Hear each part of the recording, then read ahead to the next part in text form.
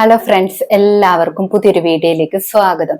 ഇന്നത്തെ കഥയിൽ അഗസ്റ്റിൻ അച്ചായനാണെങ്കിൽ സേനനെ ഒരുക്കിക്കൊണ്ട് പോവുകയാണ്. സേനൻ അപ്പോൾ ചോദിക്കുന്നുണ്ട്, എവിടെ പോകാൻ വേണ്ടിയാണ് ഈ ഒരുക്കമെന്നൊക്കെ. അഗസ്റ്റിൻ അച്ചായൻ അപ്പോൾ പറയുന്നുണ്ട്, താൻ മാത്രമല്ലല്ലോ, തന്റെ മക്കളുമില്ലേ എന്റെ കൂടെ, നമ്മളെല്ലാവരും കൂടെ ഒന്ന് കറങ്ങാൻ പോവുകയാണ്. അത് മാത്രമല്ല, എന്റെ ഒരു സുഹൃത്തിന്റെ വീട്ടിൽ കൂടെ പോകുന്നുണ്ടെന്നൊക്കെ പറയുന്നു. അതിനുശേഷം കാണിക്കുന്നത് ഇവരെല്ലാവരും കൂടി സുഹൃത്തിന്റെ വീട്ടിലേക്ക് ചെല്ലുന്നു. ആ വീട്ടിൽ ചെല്ലുമ്പോൾ ഒരു പെണ്ണ് കാണൽ ചടങ്ങാണ് നടക്കുന്നത്. പെൺകുട്ടിയാണെങ്കിൽ ചായയുമായിട്ടൊക്കെ വരുന്നു. അപ്പോൾ സേനന് പന്തികേടൊക്കെ തോന്നുന്നുണ്ട്. പെൺകുട്ടിയുടെ അച്ഛൻ പറയുന്നുണ്ട്, 10-12 വർഷം മുമ്പ് ഇവളുടെ വിവാഹം കഴിഞ്ഞ് ഡിവോഴ്സും ആയതാണ്. അതിനുശേഷം ഇവൾ വിവാഹമേ വേണ്ടാന്ന് പറഞ്ഞതാണ്. പക്ഷെ ഇപ്പോൾ ഈ വിവാഹത്തിന് സമ്മതിച്ചതാണ്, പരിചയമുള്ള ആളാണെന്നൊക്കെ അറിഞ്ഞിട്ടെന്നൊക്കെ പറയുന്നു. അത് കേൾക്കുമ്പോൾ സേനന് ദേഷ്യം വരുന്നുണ്ട്. സേനനാണെങ്കിൽ പെട്ടെന്ന് അവിടെ നിന്നും എഴുന്നേറ്റ് പോവുകയാണ്. പുറകെയാണെങ്കിൽ കിരണും കല്യാണിയും അതുപോലെ അഗസ്റ്റിൻ അച്ചായനും ചെല്ലുന്നു. അഗസ്റ്റിൻ അച്ചായൻ അടുത്തേക്ക് ചെല്ലുമ്പോൾ സേനൻ ദേഷ്യപ്പെടുകയാണ്. നിങ്ങൾ എന്നോട് പറയാതെ എന്തിനാണ് ഈ വിവാഹാലോചനയൊക്കെ കൊണ്ടുവന്നതെന്ന് ചോദിക്കുന്നു. അഗസ്റ്റിൻ അച്ചായൻ അപ്പോൾ പറയുന്നുണ്ട്, നിങ്ങൾക്കൊരു കുടുംബം വേണം, അതിനുവേണ്ടിയാണെന്നൊക്കെ.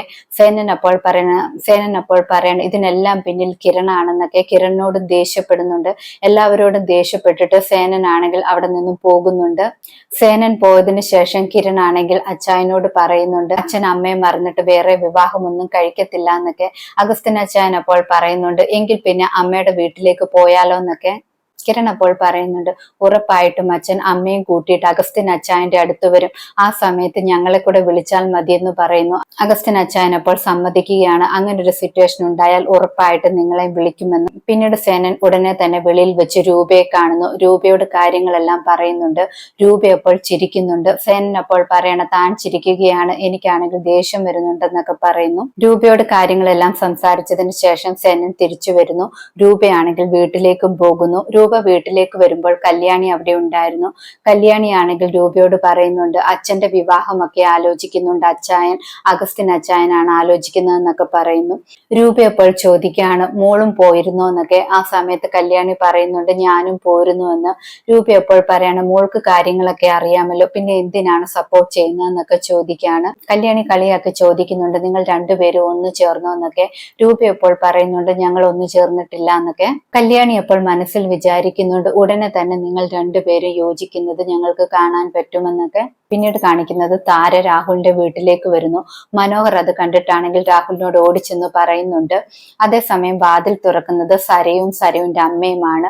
താര അപ്പോൾ പറയുന്നുണ്ട്, സരയു എന്റെ മകളാണെന്ന്. അത് കേൾക്കുമ്പോൾ ശാരിക്കും അതുപോലെ സരയുനും ഒരുപാട് ദേഷ്യം വരുന്നുണ്ട്. അവളെ പിടിച്ചു തള്ളുന്നുണ്ട്. ആ സമയത്താണെങ്കിൽ കിരണും കല്യാണിയും അവിടേക്ക് വരുന്നുണ്ട്.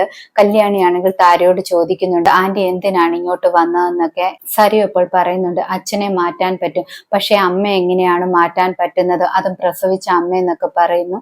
അപ്പോൾ മനു പറയാണ്, ഇന്നത്തെ കാലമല്ലേ, പലതും മാറ്റാൻ പറ്റുമെന്നൊക്കെ പറയുന്നു. ശാരി അപ്പോൾ പറയണ, താരെ തെറ്റിദ്ധരിപ്പിച്ച് ഇങ്ങോട്ട് പറഞ്ഞു വിടുന്നത് കിരണും കല്യാണിയും ഒക്കെ ആണെന്ന്.